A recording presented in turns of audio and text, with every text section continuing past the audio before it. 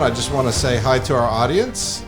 I am Dr. Tom Chumley, and we have here Dr. J.D. Castle. Yeah, I want to introduce the concept of Polybius, and maybe this is something that we can have a whole nother session on at some point, but what he says and how the founding fathers, so he's more focused on political power, and basically what he's telling us is that there's three different types of power. There's the monarchy or a single person having power, aristocracy or a few people having power, and a democracy where many people have power.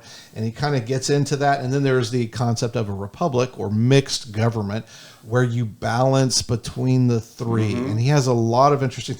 Polybius wrote in 150 BC, and he says, going back to history and wisdom, he says that, they've learned these things. They know it to be true.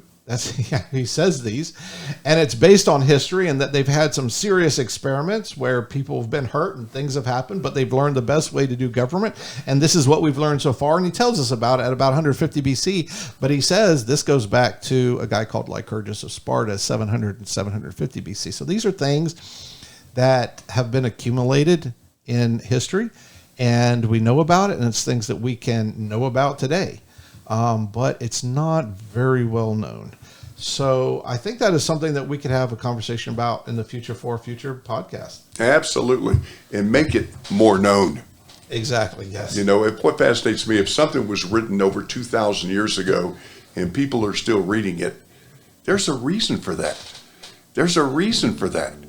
If it is timeless, if it is raw truth, that will last through time. Things that aren't raw truth just dissolve and go away because people can see it as time goes along.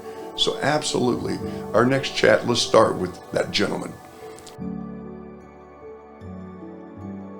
Thanks for listening to the Tom Chumley Show.